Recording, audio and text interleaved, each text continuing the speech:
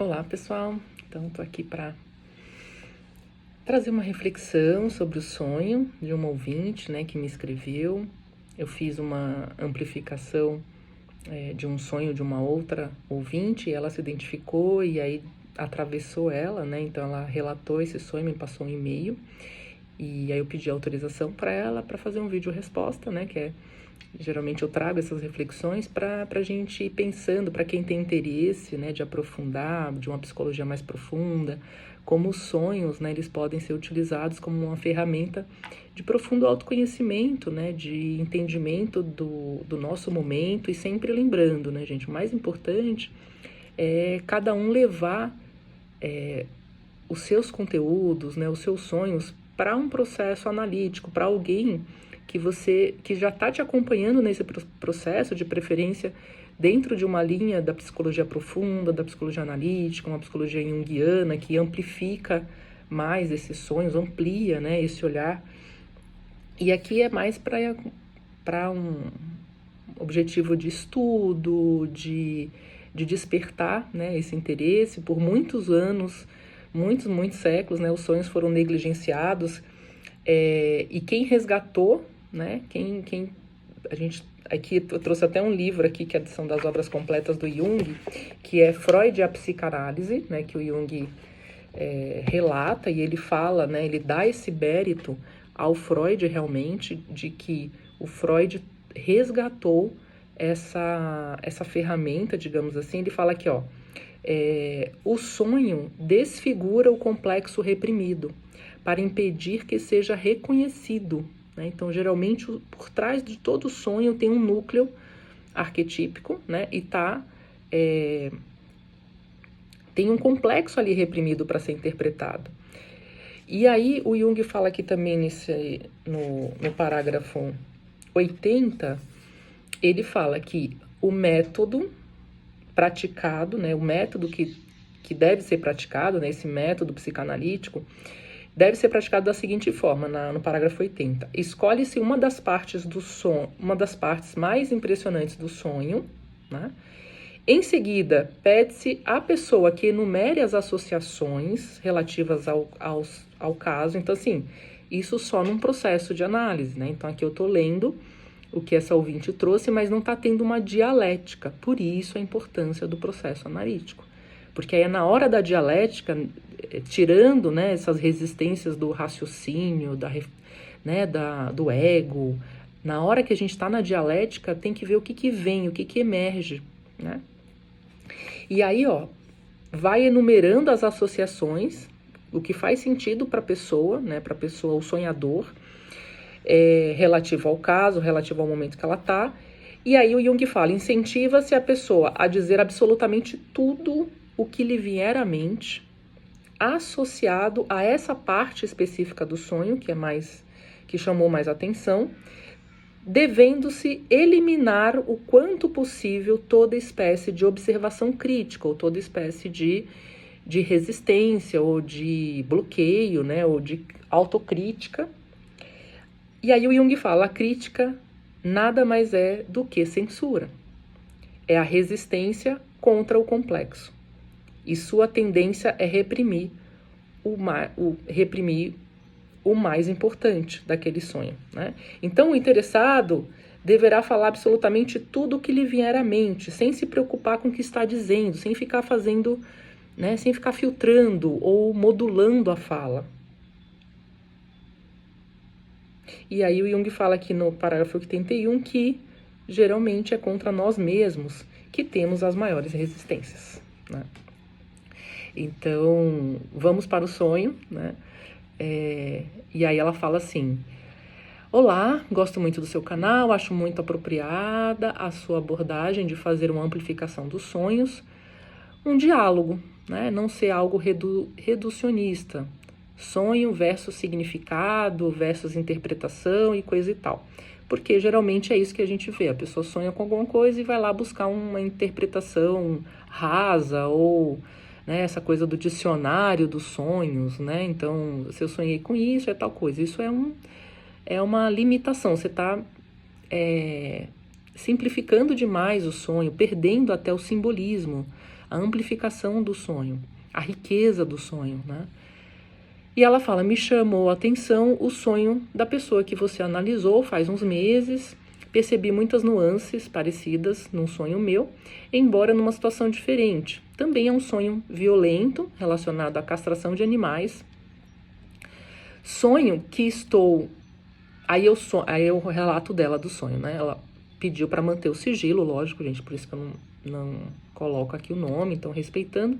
E também ela falou para tirar algumas partes que eu considere que, inclusive, partes mais violentas e tal. Então, eu vou dar uma resumida. Então, ela fala, eu sonho que estou castrando bois, nunca fiz isso, nunca morei no campo, não sou veterinária. Eu estou num campo, os bois ficam num estábulo bem apertado, onde praticamente não consegue se mexer. Existem mais 2 mulheres... Número 2, né, 2 figuras femininas participando, assim como eu, ambas estão na meia-idade, por volta de 40 ou 50 anos, mas não sei quem são elas. Eu e uma das mulheres vestimos roupas habituais, jeans, camisetas, e uma delas está nua. Então, uma está vestida e a outra está nua. São animais de várias idades, desde bezerros até touros com os testículos já grandes. Uma delas examina os órgãos genitais no início, faz uma apalpa, né? Mede com uma fita métrica e o volume. Alguns poucos são liberados do estábulo. Não sei qual o critério para isso. Não é o tamanho, alguns bezerros são liberados e alguns bois não, e vão para o abate. Ela chama a mulher que está nua e se afasta, a outra mulher vestida, né? Essa mulher... Então, chuta várias vezes o testículo com muita força. Eu sinto pena, os animais murgem de dor, tentam fugir, mas não conseguem. Algumas vezes, podemos ouvir um som como se fossem de esmagamento. E as 2 mulheres comemoram, dão gargalhadas. Então, eu faço a castração. Tenho acesso aos órgãos genitais por trás e protegida de levar um coice. E ela fala que usa esse procedimento, né? Ela fala aqui que usa uma faca, porque a faca também é um objeto fálico, né? Um objeto de poder. Tem um balde e aí tem um balde e eu acabo jogando ali os testículos. Noto que às vezes um testículo está um pouco dobrado, como se fraturado, provavelmente devido a chutes. No final, o balde está cheio, após umas 8 castrações, número 8. Há muito sangue no balde e nas minhas mãos, e o sonho termina. E ela fala, numa análise inicial, poderia ser uma agressão do lado feminino para o masculino? São mulheres agredindo e extraindo o que caracteriza o masculino, aqui na visão dela, né? Uma coisa que me chamou muito a atenção foi que eu nunca tinha visto como são feitas as castrações. Mas aí depois eu pesquisei, e as minhas gatas aqui, tá, gente? Então... o assunto tá, né? E é exatamente de forma que aparece no sonho. E aí ela explica como que faz esse procedimento, que ela nem sabia, né? Só que o sonho ela fez da maneira correta. E como foi vivido o sonho, podia sentir a consistência da madeira, do estábulo, o contato de alguns insetos, pequenas moscas na minha pele. Então o sonho foi muito real para ela, né? Ela falou um sonho realmente desagradável, e uma experiência, né, que de fato marcou ela, uma experiência marcante, né? Tem sonhos que a gente não esquece, né, gente? Tem pessoas que eu atendo que traz um sonho de 20 anos atrás, de 30 anos atrás, que a pessoa não esqueceu. Bom, aqui são vários elementos, né? Como diz o próprio Jung, um sonho ele não se esgota, uma análise de sonho ela não se esgota. Você pode fazer uma análise hoje desse sonho ou tirar algumas percepções desse sonho, daqui a 20 anos você está num processo analítico ou você está fazendo algum estudo, esse sonho vir de novo e você associar novas coisas em relação a esse conteúdo. Então, são vários conteúdos aqui. Eu vou pegar né, o que me chamou a atenção. O primeiro que me chama a atenção é a questão do próprio boi, né? Por que é o boi? Fazer essa associação direta do feminino para o masculino é um primeiro caminho, né? Mas a questão do simbolismo do boi, por que era um boi, não era um outro animal, né? E aí, para enriquecer aqui a nossa amplificação, eu fui pegar aqui no dicionário dos símbolos, né, gente? sensacional esse livro, assim, realmente hoje, até onde eu sei, é um dos livros mais completos sobre esse simbolismo, né, dos mitos, sonhos, costumes, enfim. E aí o boi aqui, eu achei bem interessante, porque ele vai falar assim, né, que o boi, no geral, é um símbolo de bondade, de calma, de força, capacidade de trabalho, é um símbolo do sacrifício, do trabalhar. Então aí tem que entrar já fazendo essa associação, como que está esse momento de vida do sonhador, né? No caso aqui da sonhadora. Como que está ela em relação ao trabalho? Como que está ela em relação ao seu sacrifício de vida? Ela está passando por uma situação, e aí tem que fazer essa associação com o momento de vida. Eu não sei, né, com que essa pessoa trabalha, que tipo de trabalho, como que ela está no trabalho dela, qual relação pode estar associada, né, quem que está representando esse boi no momento da vida dela. Mas, simbolicamente, o boi está ligado a trabalho, a sacrifício. Tem uma passagem aqui interessante que ele fala, o boi é muito respeitado em toda a Ásia Oriental, né, servem de montaria para os sábios. Né? A gente sabe que ânima, ânimos, né, os dois grandes arquétipos aí da psicologia junguiana, ânimos está ligado ao espírito, está ligado à sabedoria, ânima está ligado ao feminino, à alma, mas aqui o boi, um símbolo masculino, também pode estar relacionado a essa sabedoria, né? E aí no sonho, a sonhadora vai lá e castra essa sabedoria, aí a gente pode amplificar para outro lado. O que ela tem, o que ela está castrando, o que ela está tirando, né, dela mesma muitas vezes, né? Qual é essa sabedoria que está sendo retirada e jogada fora? Será que ela está retirando uma força? Aí uma outra amplificação que me vem agora, né, gente? A gente vai falando e vai abrindo. Será que ela está algo que está tirando uma força dela, uma força mais yang, uma força mais masculina? Será que ela está se auto-castrando ou está se sabotando em algum aspecto? São reflexões que aí seria para levar para o processo de análise mesmo, né? Desse aprofundamento e amplificação do sonho. E aí ele fala aqui, né, o Chevalier, nos templos shintoístas é muito frequente a gente ver estátuas de bois, que confirma esse lado sagrado dessa figura bovina, né? Entre os gregos, olha só, o boi é um animal sagrado também. O termo hecatombe designa um sacrifício de 100 bois. Olha que interessante. Aqui você falou que foi um sacrifício no sonho, né? A sonhadora falou que foi uma castração de 8 bois. Então aí tem que entender, 8 bois. O que simboliza esse número 8? O número 8 tem várias interpretações para o número 8, o número do infinito, o número de transformação. Eu já faço as minhas associações, que eu associo a casa 8 do mapa natal, que é a casa da transformação. Casa 8 também está ligado à morte e renascimento, fechamentos de ciclos, novos ciclos. Uma outra associação que eu achei interessante são as duas mulheres, né? Duas figuras femininas que uma está vestida e a outra está despida. Então, assim, como que está, né, esse feminino interno dentro dela?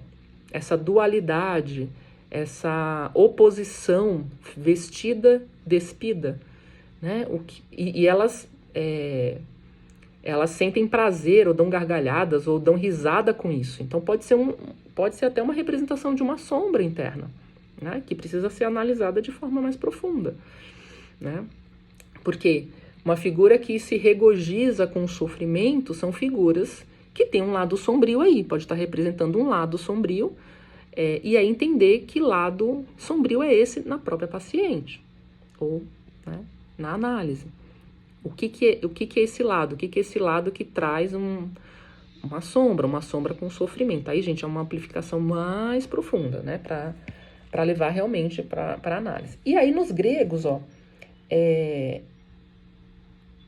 e aí os bois é consagrado a certos deuses. Aí a gente entra nessa parte mais mitológica, né, que é associado a Apolo. Apolo tinha seus bois, que lhe foram roubados por Hermes. Quem é Hermes? Apolo, Sol. Hermes, Mercúrio. Então, Sol e Mercúrio. Eu já faço as minhas amplificações, porque, né, eu falo que alguns pacientes que esse simbolismo faz sentido, eu faço a análise do mapa natal para alguns processos terapêuticos que eu trabalho, e aí eu já vou olhar o sol. Sol, símbolo da personalidade, onde está o sol, como que está o sol para a pessoa, como que está a personalidade da pessoa nesse momento. Associo com Mercúrio, aqui Hermes, então como que está a fala, como que está a comunicação, como que está a expressão. A gente sabe que Mercúrio está ligado ao elemento ar, né? Sol, elemento fogo. O ar está ligado, é um elemento que também está muito ligado ao masculino, né? Então pode ser esse corte, essa castração do masculino, o que pode ter relação na vida, no momento presente, né, dessa sonhadora, em relação à sua comunicação, à sua expressão, o seu lado mercurial, né? Esse lado da expressão. Então, tudo isso são análises para serem, né, aprofundadas aí no processo. E aí tá ligado também a Hermes, que, ó, Apolo tinha 2 bois que foram roubados por Hermes. O Sol roubou, né? Hermes roubou. E Apolo só conseguiu fazer-se perdoar. Hermes só conseguiu ser perdoado por Apolo ao oferecer a Apolo um verdadeiro sacrilégio, um sacrifício, né? Um sacro ofício. E aí Hermes oferece a Apolo a sua lira. A lira que foi inventada e feita de pele e de nervos de um boi. Olha só. E também retesado sobre uma carapaça de uma tartaruga. Tartaruga também é simbolismo de sabedoria, até pelo Kung Fu Panda, né, gente? Até no Kung Fu Panda eles usam a tartaruga como símbolo do grande sábio, do grande mestre, né? O Sol também tem seus bois e de imaculada brancura e chifres dourados. Os companheiros, aqui um outro simbolismo, os companheiros de Ulisses, que estavam famintos, ao comerem a carne de boi na ilha de Trinácria, apesar da proibição, né, do seu chefe, e aí esses companheiros acabam morrendo por ter comido a carne do boi. Somente Ulisses sobrevive, porque foi o único que não comeu a carne. Aí, gente, eu já puxo também, sempre puxando para o momento presente da pessoa. Como que tá essa questão de alimentação? É uma pessoa vegetariana? Não é? É vegana? Você come carne? Você come boi? Você gosta de carne? Você vai ampliando para saber como que tá a pessoa nesse momento. Tem alguma questão com a alimentação? Tem alguma questão, né? Claramente, objeto o objeto ali, no caso, os testículos, né? A castração está ligado à parte do chakra básico, da base da coluna, um chakra de força, um chakra de poder, né? Essa região urogenital é uma região de força, de poder, tudo isso para amplificar esse entendimento do que está representando, o que está sendo castrado ali, né? E aí entra aqui uma questão de alimentação. Aí ele continua: em toda a África do Norte, o boi é igualmente um animal sagrado, oferecido em sacrifícios. Então, é um animal que também está ligado aos ritos da lavoura, da fecundação da terra, é um animal também de prosperidade, de lavoura, né?